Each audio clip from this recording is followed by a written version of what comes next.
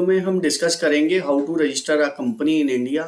Basically क्या क्या company registration होती है, बहुत टाइप की बिजनेस एंटिटी है, तो कौन सी कंपनी हमें बनानी है ये डिसाइड करना बहुत मुश्किल हो जाता है। तो कौन से बिजनेस में क्या प्रोज है क्या कॉन्स है, आज हम ये जानेंगे स्टेप बाय स्टेप। और क्या प्रोसीजर रहने वाला है, क्या डॉक्यूमेंटेशन रहने वाला है। कोई भी अगर हम बिजनेस एंटिटी में जाते हैं, इधर हम सोल प्रोपराइटरशिप में जाते हैं या फिर हम पार्टनरशिप फर्म में जाते हैं या फिर प्राइवेट लिमिटेड में जाते हैं या फिर एलएलपी में जाते हैं या फिर ओपीसी में जाते हैं, तो क्या डॉक्यूमेंटेशन हमारा रहने वाला है ये देखने की चीज़ है। और एक्चुअली क्या है, हमारी नीड्स को क्या सूट करता है, तो हमें उस हिसाब से ही इनकॉर्पोरेशन या रजिस्ट्रेशन प्रोसेस में जाना है।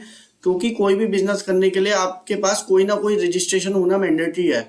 अगर आपके पास कोई रजिस्ट्रेशन मैंडेटरी है तो आप उसके बाद अपना कोई भी बिजनेस स्टार्ट कर सकते हैं। बट कौन सा रजिस्ट्रेशन कराएं, ये बहुत सारे लोगों को कंफ्यूजन होता है कि इधर we will go with proprietorship, या फिर मैं प्राइवेट लिमिटेड बनाऊं या फिर मैं ओपीसी बनाऊं।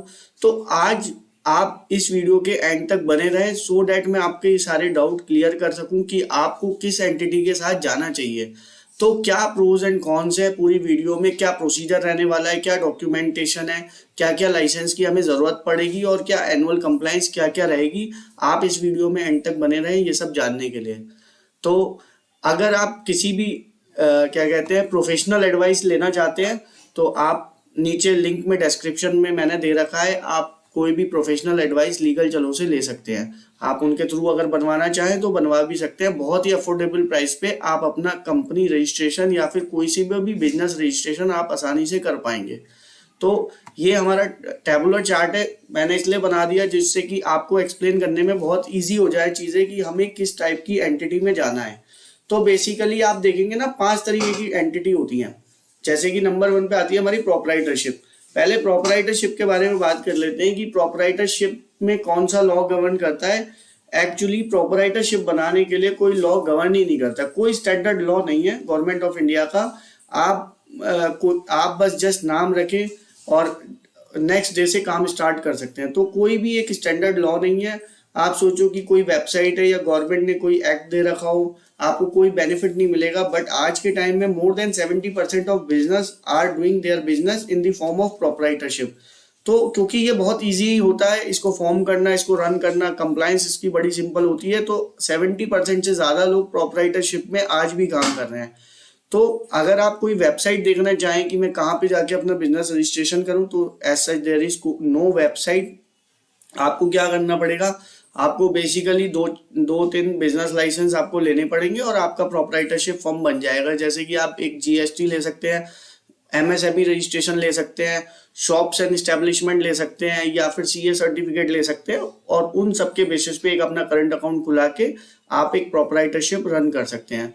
अच्छा, क्या होता है, जो अगर आपको जीएसटी रजिस्ट्रेशन करना है, आप चाहो तो ये खुद से भी कर सकते हो, बहुत लेंथी प्रोसेस नहीं है। या एमएसएमई रजिस्ट्रेशन करना है तो हमने अपने चैनल पे इसकी वीडियो सेपरेटली अपलोड कर रखी है कि कैसे जीएसटी रजिस्ट्रेशन करा जाए, कैसे एमएसएमई रजिस्ट्रेशन कराया जाए। तो ये आप हमारे चैनल पे जाके देख सकते हैं क्या स्टेप बाय स्टेप प्रोसीजर है।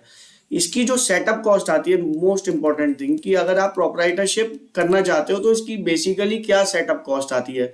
तो 2000 से 3000 के बीच में इसमें बेसिकली इसकी सेटअप कॉस्ट आती है। आप चाहो तो ये खुद से भी बना सकते हो। बट दिक्कत क्या है, इसमें आपको कोई प्रोटेक्शन नहीं मिलेगा। आप सोचोगे कि आपका नेम यूनिक रहे, आपने आज रखा राहुल एंड सन्स, कल को कोई और राहुल एंड सन्स की कंपनी खोल के या प्रोपराइटरशिप खोल के बिजनेस कर सकता है, तो आप पे कोई प्रोटेक्शन नहीं रहता, आपका नाम यूनिक नहीं रहता। आपने देखा होगा बहुत सारे बिजनेस बहुत कॉमन नेम के, रामू कचौड़ी वाला ऐसे करके या राजू समोसे वाला ऐसे करके हजारों बिजनेस होंगे, क्योंकि नेम यूनिक नहीं हो पाता। तो ये एक बड़ी दिक्कत है इसमें प्रोपराइटरशिप में। अब जब हम लाइबिलिटी की बात करते हैं, इसमें लाइबिलिटी जो होती है आपकी अनलिमिटेड होती है। अगर वहीं आप प्राइवेट लिमिटेड में बात करेंगे तो उसकी लाइबिलिटी लिमिटेड होती है, उसके नाम के एंड में लिखा होता है private limited, means liability is limited. But जब आप प्रोपराइटरशिप फॉर्म में आते हो तो आपकी लाइबिलिटी लिमिटेड नहीं होती, अनलिमिटेड होती है। फायदा क्या है कि आपकी सेटअप कॉस्ट बहुत कम है। अगर कोई फर्स्ट टाइम बिजनेस स्टार्ट कर रहा है, मुझे नहीं पता चलेगा नहीं चलेगा, मुझे ज़्यादा कंप्लायंस नहीं करनी, तो you can go with proprietorship. आपके पास कोई पार्टनर नहीं है तो you can go with proprietorship. Credibility low होती है क्योंकि कोई इस पे विश्वास नहीं करता, क्योंकि कोई एक्ट गवर्न नहीं करता, कल को कोई दिक्कत आएगी तो उनका पैसा फंस जाएगा, तो लोग इस पे ट्रस्ट नहीं करते क्योंकि कोई प्रॉपर रजिस्ट्रेशन नहीं है, कोई एक्ट नहीं है, तो इसकी क्रेडिबिलिटी बहुत लो होती है। पब्लिक सर्च अगर हम इसको सर्च करना चाहें गूगल पे, तो ना ये बिजनेस रजिस्टर्ड होता है, ना किसी को कंफर्म हो पाता है कि whether this business is a registered, ये जेन्युइन भी है कि नहीं है। तो ये बड़ा है ना, बस यही एक सबसे बड़ा लूप होल है प्रोप्राइटरशिप का। कल को लोन लेने जाते हो तो सिर्फ आपको बैंक ही लोन देगा, बैंक के अलावा कोई एनबीएफसी और कोई लोन नहीं देती। लोन लेने में बड़ी प्रॉब्लम आती है क्योंकि आपका इंडिविजुअल पैन होता है, इसमें इंडिविजुअल पे ही लोन होता है, कोई बिजनेस लोन लेना बड़ा मुश्किल हो जाता है। और आप इनकम टैक्स की बात करें न्यू स्लैब की, तो 7 लाख तक का स्लैब रेट इसमें लगता है, इंडिविजुअल वाला ही आपका, और 7 लाख तक की इनकम पे आपका कोई टैक्स नहीं लगता अगर आप न्यू रिजाइन में जाते हैं तो बिल्कुल इंडिविजुअल वाला ही टैक्स स्लैब इसमें लगता है। अब अगर हम इसमें बात करें जीएसटी रेट, तो जीएसटी रेट सबका सेम है। अगर आप रजिस्ट्रेशन जीएसटी लेते हैं तो रेट ऑफ जीएसटी वो सबके लिए सेम है। एनुअल कंप्लायंस में सिर्फ आपको एक साल में एक आईटीआर भरनी होगी, जिसकी ड्यू डेट इंडिविजुअल वाली ही होगी 31 जुलाई। बस साल में एक आईटीआर भरनी है, वो इसकी एनुअल कंप्लायंस है। इसके अलावा इसमें कोई काम नहीं करना। अगर जीएसटी रजिस्ट्रेशन आपने एडिशनली ले रखा है तो आपको मंथली इसकी जीएसटी रिटर्न जाती है, मंथली या क्वार्टरली, वो आपको और एडिशनली फाइल करनी पड़ेगी। हर साल की अगर इसकी मेंटेनेंस कॉस्ट की बात करें तो 2 से 5 हजार रुपए की मेंटेनेंस कॉस्ट आती है। अगर आप कोई भी बिजनेस चला रहे हो, प्रोप्राइटरशिप का चला रहे हो, तो 2 से 5 हजार का मेंटेनेंस कॉस्ट आएगा। अब मान लो आपका बिजनेस नहीं चल रहा है, आप चाहते हो मैं इसको बंद कराना चाहता हूँ, मेरे को इसको नहीं रखना, तो आप बहुत इजीली बंद कर सकते हो, कोई कॉस्ट ही नहीं है। आप कह दो भाई मेरा बिजनेस बंद तो बंद। अगर आपने कोई एडिशनल लाइसेंस ले रखा है सच एज जीएसटी एमएसएमई, तो आपको उसको सस्पेंड या सरेंडर करना पड़ेगा। बट अगर नहीं ले रखा, सिंपल विदाउट रजिस्ट्रेशन आप प्रोप्राइटरशिप चला रहे हो, कोई भी एडिशनल रजिस्ट्रेशन नहीं ले रखा, तो आप बोल दो मेरा कल से बंद, तो ये बहुत इजीली बंद हो जाती है, इसमें कोई प्रॉब्लम नहीं आती।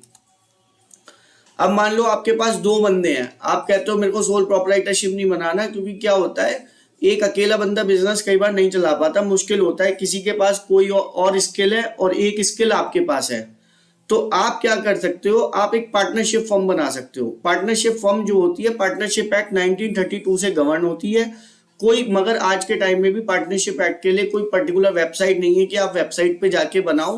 बेसिकली आपको ये किसी भी डीड राइटर से या कोई नोटेरी या एडवोकेट आपको ये पार्टनरशिप डीड बना के दे देगा। इसमें क्या होता है, एक डीड बनती है सबसे पहले।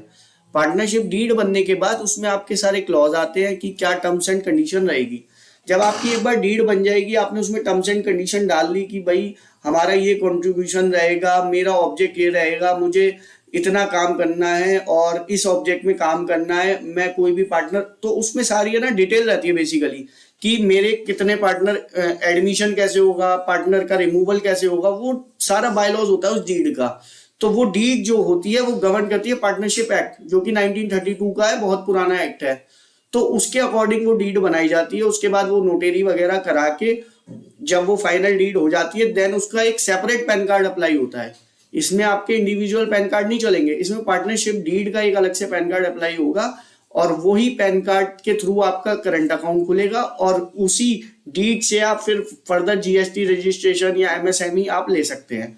अब इसकी सेटअप कॉस्ट की बात करें तो 3 से 5 हजार की मिनिमम कॉस्ट आती है, क्योंकि आपको लेटर हेड भी बनाने हैं, रबर स्टैम्प भी बनाने हैं, आपको पैन कार्ड अप्लाई भी करना है और फिर आपको स्टैम्प पेपर भी लेने हैं, डीड को नोटराइज भी करना है, तो मिनिमम 3 से 5 हजार रुपए की कॉस्ट आती है। अगर आपको थोड़ी बहुत बेसिक नॉलेज है कि स्टैम्प पेपर कैसे लिया जाता है, किस फॉर्मेट में लिया जाता है, तो आप ये खुद भी बना सकते हो, नहीं तो you can take an expert advice कि कोई गलती ना हो, क्योंकि एक्ट गवर्न होता है ना, आप कुछ भी नहीं डाल सकते डीड में, जो एक्ट बोलता है उसके अकॉर्डिंग ही आपकी डीड होनी चाहिए। और एक्ट कभी ना कभी है ना चेंजेस होता रहता है हर 2-5 साल पे, तो मेरी एडवाइस यही है कि प्रोफेशनल से बनवाएं, कोई गलती ना रहे तो ज्यादा बेटर है। तो ये चीज है। नेम प्रोटेक्शन, इसमें भी कुछ नहीं होता, आप कोई से भी नेम की आप पार्टनरशिप डीड बना सकते हो। आपको जो मन कर रहा है ना, चाहे उससे 10,000 पार्टनरशिप फॉर्में चल रही हो पूरे इंडिया में, कोई फर्क नहीं पड़ता। आपको मन है कि मेरे को इस नाम से बनानी है, आप बना लो, आपको कोई नहीं रोकेगा, आप बना लो, आपकी पार्टनरशिप फॉर्म बन जाएगी। मगर क्या होता है, अब जब क्रेडिबिलिटी की बात करें तो इसमें भी लो होती है। क्यों? क्योंकि कोई रजिस्ट्रेशन प्रॉपर नहीं है, सिर्फ आपने एक डीड बना लिया, बहुत सिंपल फॉर्मेट है, एक उसका कोई लॉ गवर्न नहीं कर रहा प्रॉपरली, उसको चीजों को इतना देख नहीं रहा, बहुत रिडेंडेंट हो गया, 1932 इतना पुराना एक्ट है, तो इस वजह से ना इतना पॉपुलर नहीं है पार्टनरशिप। तो वही है, तो इसलिए ना इसकी क्रेडिबिलिटी लो है। और लाइबिलिटी की बात करो तो इसमें अनलिमिटेड है, कि अगर आपने कोई भी आपसे कुछ गलती हो गई या कुछ हो गया जिसकी वजह से आपके ऊपर कोई पेनल्टी आ गई, तो आपकी लाइबिलिटी अनलिमिटेड है, मतलब आपकी पर्सनल प्रॉपर्टी भी इसमें अटैच हो जाएगी। तो आप समझ सकते हैं कि कितनी खतरनाक चीज है ये। तो बट बनाने वाले बनाते हैं, डिपेंड करता है क्यों। सबसे बड़ी बात क्या है, कॉस्ट कम आती है, 3 से 5 हजार की कॉस्ट में बन जाता है। एनुअल मेंटेनेंस कॉस्ट कम है, एनुअल कंप्लायंस कम है, 2 से 5 हजार की एनुअल कंप्लायंस लगती है ज्यादा से ज्यादा। उसके बाद जो लीगल कंप्लायंस है वो भी कम है। एक ITR फाइल करनी होती है पार्टनरशिप फर्म की, वो आप फाइल कर सकते हो। सबसे अच्छी बात है, इसको बंद करना आसान है। आपको क्या करना होगा, पैन सरेंडर करना होगा। पैन सरेंडर करने के बाद आपको एक डिसोल्यूशन डीड बनानी पड़ेगी कि भाई हमारा पार्टनरशिप फॉर्म खत्म हो गया है और अब हमारे को और काम नहीं करना, या फिर हमने किसी ऑब्जेक्ट के लिए बनाई थी वो पर्पस पूरा हो गया, तो डिसोल्यूशन डीड बना के पैन सरेंडर कर सकते हो आप। तो आपकी ये पार्टनरशिप फर्म इस तरीके से बंद भी हो जाती है।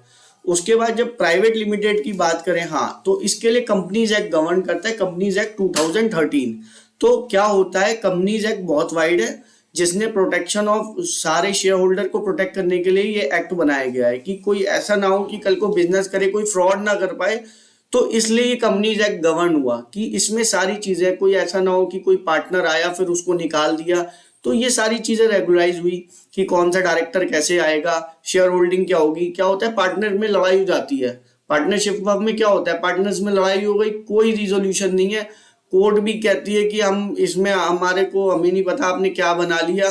कोर्ट में कोई वैलिडिटी नहीं होती पार्टनरशिप फर्म की। तो आपने बनाया कुछ और, बाद में डिस्प्यूट हो गया तो आप फिर भागते रहो, लड़ते रहो, कोई सोल्यूशन नहीं मिलता। जबकि कंपनीज एक्ट में ऐसा नहीं है। आप जो प्राइवेट लिमिटेड बनाते हो वो कोर्ट में भी वैलिड है। आपको जो शेयर मिले हैं उसकी वैलिडिटी जीवन भर आपके पास रहेगी, तो यू कैन डू फाइट। तो आपके पास एक्ट की पावर है। मगर प्रोसीजर क्या है, तो सबसे पहले DSC बनाए जाते हैं, डिजिटल सिग्नेचर, क्योंकि आज के टाइम में पूरा प्रोसेस कंपनी बनाने का सर ऑनलाइन हो चुका है। आप सोचो डॉक्यूमेंट पे कंपनी बना लो तो वो नहीं बनती, पूरा प्रोसेस 100% ऑनलाइन है। तो साइन भी ऑनलाइन होते हैं। तो जो ऑनलाइन साइन होते हैं उसको बोलते हैं DSC, डिजिटल सिग्नेचर सर्टिफिकेट। सबसे पहले DSC बनता है स्टेप 1 में। फिर जितने भी बंदों को डायरेक्टर बनना रहता है उनके दिन अप्लाई होते हैं। फिर उसके बाद आप जाते हो नेम अप्रूवल प्रोसेस से, कि भाई अब मेरी कंपनी का मुझे एक ये नाम चाहिए। तो सबसे अच्छी बात है वो यूनिक, जो नाम से कंपनी आप बनाओगे प्राइवेट लिमिटेड, वो पूरे इंडिया में किसी और के पास होगा ही नहीं। तो बिल्कुल यूनिक नाम होगा, ना कोई दूसरा बंदा उस नाम से कंपनी बना सकता है। तो सबसे अच्छी चीज प्राइवेट लिमिटेड की ये है कि आप पे जो नाम आ गया कंपनी का, वो आप पे एक्सक्लूसिव राइट आ गया। तो वो ना कोई दूसरा बंदा बना सकता है, ना आप किसी और की कंपनी का नाम आप अपनी कंपनी पे रख सकते हो। तो 100% यूनिक नाम होना चाहिए। तो ये एक एक्सक्लूसिव बेनिफिट आपको मिल गया, जो कि प्राइवेट लिमिटेड में ही मिलता है, ना कि आपका पार्टनरशिप और प्रोप्राइटरशिप में तो मिलता ही नहीं है। इसमें क्या होता है, एक MOA बनता है जिसमें रूल्स एंड बायलॉज लिखे रहते हैं। फिर जैसे ही आप कंपनी अप्लाई करते हैं आपके पास सर्टिफिकेट ऑफ इनकॉर्पोरेशन आ जाता है। मेरी जो सेपरेट वीडियो है, डिटेल्ड वीडियो प्राइवेट लिमिटेड की, आप उसमें देख सकते हैं। हमने दिखाया कि सर्टिफिकेट ऑफ इनकॉर्पोरेशन कैसा होता है। तो वो आने के बाद साथ में अब आजकल क्या होता है, सर्टिफिकेट ऑफ इनकॉर्पोरेशन के साथ ही कंपनी का पैन भी आ जाता है। कंपनी का पैन आने के बाद आप करंट अकाउंट खुलाइए, मगर इसकी जो सेटअप कॉस्ट आती है मिनिमम 8 से 10 हजार के बीच की सेटअप कॉस्ट आती है। ठीक है, तो अब क्या है, कंपनी की सेटअप कॉस्ट आ गई 8 से 10 हजार। अब नेम प्रोटेक्शन 100% है। दूसरा बंदे ने अगर इस नाम से कंपनी खोल ली, किसी भी वजह से खोल ली, मान लो ROC ने उसको अलाउ कर दिया और उसने खोल ली, तो आपके पास राइट है कि आप ROC को लेटर लिख के ये बोल सकते हो कि भाई इसको बोलो कि ये अपने कंपनी का नाम चेंज करे, और उस व्यक्ति को अपनी कंपनी का नाम चेंज करना पड़ेगा। RD लेटर इशू करेगा और उस बंदे को अपनी कंपनी का नाम चेंज करना पड़ेगा। तो ये आपके पास 100% प्रोटेक्शन है कि जो आपका नाम है वो कोई और बंदा यूज कर ही नहीं सकता। और सबसे बड़ा फायदा क्या है, आपकी लाइबिलिटी लिमिटेड है। कल को कोई भी मिसहैपनिंग हो गई, कुछ भी हो गया जिसकी वजह से आपके ऊपर बहुत ज्यादा पेनल्टी पड़ गई, तो आप बच जाओगे। क्यों? क्योंकि कंपनी और डायरेक्टर जो है आपस में सेपरेट लीगल एंटिटी है, वो दोनों अलग है, वो दोनों एक नहीं है।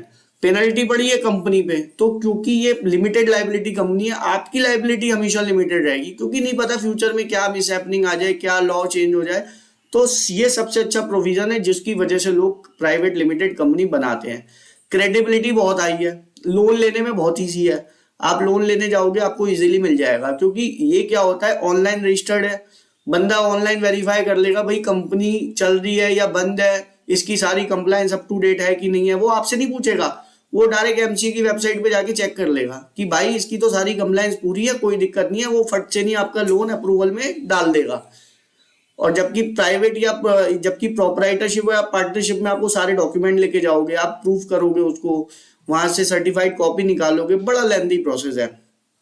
तो ये सब दिक्कतें आती हैं।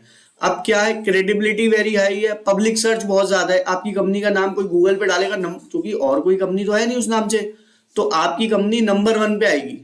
ठीक है, आपको इन्वेस्टर ढूंढना इजी रहेगा, फंडिंग अगर आपको लेनी है। क्योंकि क्या होता है इसमें ना, गड़बड़ नहीं कर सकता कोई व्यक्ति। अगर मेरे को 10% शेयर दिए तो मेरा राइट इतना प्रोटेक्टेड है ना, कोई छीन नहीं सकता। तो मैं भाई फंड लगाने में भी मेरे को दिक्कत नहीं है। मैं भाई 10 लाख आपको चाहिए, मैं फंड लगा रहा हूँ, मेरे को शेयर चाहिए बस उतनी वैल्यू के। तो बंदा है ना, बहुत क्रेडिबिलिटी की वजह से आपको फंडिंग इजीली मिल जाती है। आप शेयर दे के ले लो ना पैसे, आपको बैंक से लोन नहीं मिल पा रहा, आपकी नई कंपनी है, आप बंदे को शेयर ऑफर करो। अभी रिसेंटली मेरे 2-3 क्लाइंटों ने यही करा है। एक बैंकिंग कंपनी है, एक नॉर्मल कंपनी है, उन्होंने क्या करा, शेयर ऑफर करे, शेयर देके उन्होंने उनसे फंडिंग डलवा ली। बहुत लोग ये काम करते हैं क्योंकि ये सबसे इजी तरीका होता है। उसके बाद आप इनकम टैक्स की बात करेंगे ना, तो वही जो पार्टनरशिप फॉर्म में 30% का टैक्स लगता है, देख सकते हैं आप, वही प्राइवेट लिमिटेड में वो टैक्स 25% है। तो 5% टैक्स तो यही बच गया हमारा। After deducting all the expenses, all the genuine expenses, वो घटाने के बाद जो नेट प्रॉफिट आया उसका 25% मेरे को टैक्स देना है। तो मेरे लिए तो फायदेमंद ही है ना ये। मगर अब जीएसटी रेट तो सबका कॉमन है, सबका जीएसटी रेट सब पे एक बराबर लगता है, जीएसटी किसी से भेदभाव नहीं करता। अब जब एनुअल कंप्लायंस की बात आती है तो इनकम टैक्स की रिटर्न भरनी है हमें। इनकम टैक्स की रिटर्न के साथ साथ एक एमसीए फाइलिंग होती है, जिससे, क्योंकि ये जो होता है आपकी प्राइवेट लिमिटेड जो है पब्लिक डोमेन में, तो पब्लिक आपका देख सकेगी क्या बैलेंस शीट आपने फाइल करी है, क्या प्रॉफिट लॉस है, क्या डायरेक्टर है, तो सारा डॉक्यूमेंट का फाइलिंग करना पड़ता है आरओसी पे। तो वो एमसीए के वेबसाइट के थ्रू आप फाइलिंग आपको करनी पड़ती है। इसी वजह से इसकी एनुअल कंप्लायंस कॉस्ट बढ़ जाती है, जो कि 7 से 12 हजार मिनिमम आती है। वो डिपेंडिंग ऑन कि आप पे क्या क्या आप कंप्लायंस कर रहे हैं, कितनी ज्यादा आपकी कैपिटल है या कितना टर्नओवर है, उसके हिसाब से वो वेरी करती है।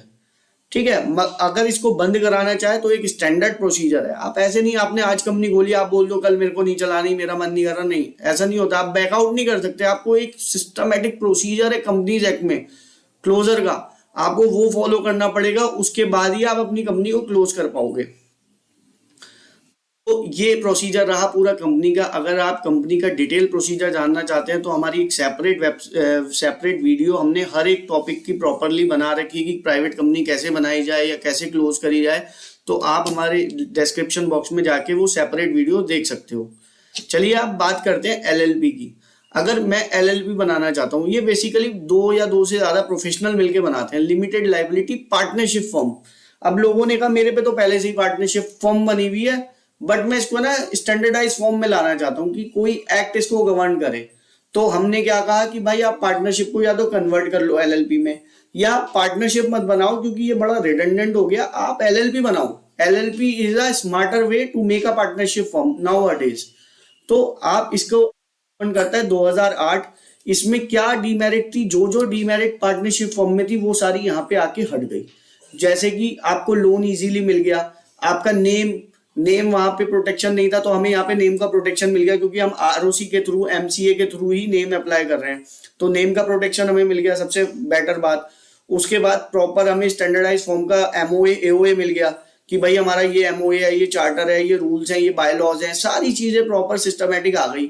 बट क्या हुआ ऑन द अदर एंड, क्योंकि पब्लिक डोमेन में चला गया तो इनकॉर्पोरेशन सेटअप कॉस्ट बढ़ गई मेरी 6 से 8 हजार हो गई, जो कि पहले 3 से 5 हजार होती थी, है ना, क्योंकि डॉक्यूमेंटेशन बढ़ गया तो मेरी सेटअप कॉस्ट भी बढ़ गई। बट क्या हुआ, इसका फायदा क्या हुआ, मेरा जो नेम प्रोटेक्शन था वो हो गया, मेरी क्रेडिबिलिटी हाई हो गई, मेरी लाइबिलिटी लिमिटेड हो गई, जो कि पार्टनरशिप फॉर्म में लिमिटेड अनलिमिटेड थी, वो मेरी लिमिटेड हो गई। तो मेरे को यहाँ पे बेनिफिट मिल रहा है ना, और मेरी क्रेडिबिलिटी हाई हो गई क्योंकि पब्लिक डोमेन में चला गया, तो मेरे को लोन लेना बहुत ईजी हो गया आने वाले टाइम में। अगर मेरे को लोन लेना है, बैंक मेरा सारी डिटेल, क्योंकि एमसीए पे डेटा है पब्लिक डोमेन में, वो जाके पूरा चेक कर लेगा कि हाँ भाई इसकी सारी कंप्लायंस पूरी है, इस तारीख में बना था, मेरे को कुछ और फर्दर वेरीफाई करने की जरूरत नहीं है। तो ये मुझे सारे बेनिफिट मिले एलएलपी में आने से। तो ये होता है, तो फिर इसलिए अभी लोग क्या कर रहे हैं, पार्टनरशिप बनाने से बेटर एलएलपी बना रहे हैं। अगर पार्टनरशिप ही बनानी है, कंपनी नहीं बनानी, तो पार्टनरशिप ना बना के वो एलएलपी बना रहे हैं।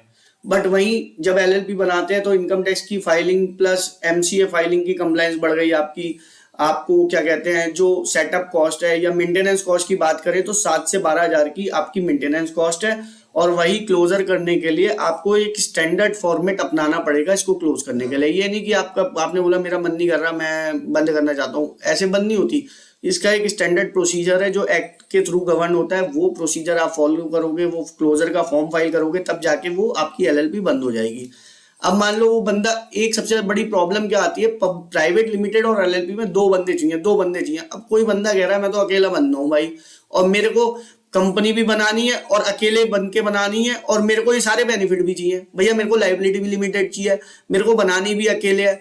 तो पार्टनरशिप फर्म के लिए तो एलएलपी आ गई, बट प्रोपराइटरशिप का सब्स्टिट्यूट तो था ही नहीं ना। तो उन्होंने कहा चलो कोई बात नहीं, हम एक ओपीसी का कॉन्सेप्ट ले आते हैं, 1% कंपनी, जो कि कंपनीज एक्ट से गवर्न होगी, एक सिंगल बंदा मिलकर इसे बना पाएगा, जिसमें वही सेम प्रोसीजर रहेगा, आपको डीएससी बनाओ, डिन बनाओ, ठीक है। तो इसमें हमारी क्या होता है, सेटअप कॉस्ट बढ़ जाती है, क्योंकि सारा डेटा पब्लिक डोमेन में चले जाता है ना, कोई भी वेरीफाई कर सकता है। तो सेटअप कॉस्ट जो आएगी आपकी 7 से 10 हजार आएगी। आपका नेम प्रोटेक्शन मिल गया, प्रोपराइटरशिप में नहीं मिलता था, ठीक है। सिंगल, अब प्राइवेट लिमिटेड में जाते 2 बंदे चाहिए, पार्टनरशिप में जाओ 2 बंदे चाहिए, एलएलपी में जाओ 2 बंदे चाहिए। अब बंदा कह रहा है मेरे को प्रोपराइटरशिप टाइप बनानी है, मगर मेरे को लाइबिलिटी लिमिटेड करनी है, और प्रोपराइटरशिप में एक डीमेरिट थी कि मेरा नेम का प्रोटेक्शन मुझे वो भी चाहिए। तो भैया एक नया कॉन्सेप्ट है ओपीसी, जो कि कंपनीज एक्ट से गवर्न करता है। आप क्या करो, ओपीसी बना लो, सेटअप कॉस्ट आपकी 7 से 10 हजार आएगी, बस दिक्कत की बात ये है। उसके बाद क्या है, नेम प्रोटेक्शन आपको मिल गया, लाइबिलिटी जो आपकी वहां अनलिमिटेड थी यहाँ लिमिटेड हो गई। वहां बैंक आप पे भरोसा नहीं करता, क्रेडिबिलिटी 0 थी वहां, यहाँ क्रेडिबिलिटी आपकी हाई हो गई, क्योंकि आप पब्लिक डोमेन में चले गए। आपकी पब्लिक सर्च बहुत बढ़िया है, गूगल पे डालते हैं कंपनी का नाम नंबर 1 पे आएगा जैसे, और यूनिक नेम हो गया, बैंक से लोन लेना इजी हो गया। और टैक्स रेट जो है, जो नॉर्मल कंपनियों पे लगता था, क्योंकि ये कंपनी की फॉर्म टाइप हो गई सिंगल बंदे की, तो भैया टैक्स रेट अब आपको 25% देना पड़ेगा। जो 7 लाख की स्लैब रेट छूट थी वो खत्म हो गई। तो भैया हर जगह हर चीज तो नहीं मिलती ना, कुछ आया तो कुछ गया। अब आप देख लो आपको हिसाब से क्या बेस्ट रहेगा। इसका भी क्लोजर करने का स्टैंडर्ड प्रोसीजर है, 7 हजार से 12 हजार की कॉस्ट आती है आपकी मेंटेनेंस, जो हर साल करते हैं आप। इसके अलावा अगर आप कोई फर्दर रजिस्ट्रेशन चाहते हैं, जीएसटी, एमएसएमई, आईईसी, तो वो उसका सेपरेट प्रोसीजर है। कोई भी एंटिटी बनाने के बाद जो सेम प्रोसीजर रहता है वही है। आप उसकी डिटेल वीडियो देख सकते हैं, हमने अपने चैनल पे अलग अलग वीडियो के माध्यम से वो डाल रखी है, हर एक की सेपरेट वीडियो है। और कोई भी दिक्कत आती है तो लिंक डिस्क्रिप्शन बॉक्स में है, आप प्रोफेशनल की कोई भी राय और एडवाइस ले सकते हैं। मैं तो यही सलाह दूंगा, प्रोफेशनल की एडवाइस लेके करें, क्योंकि रोज रोज तो बनती नहीं है, एक बार बनाई जाती है, बार बार तो काम किया जाता है। आप काम में ध्यान लगाइए, प्रोफेशनल को सर्विस दीजिए, बस। Thank you.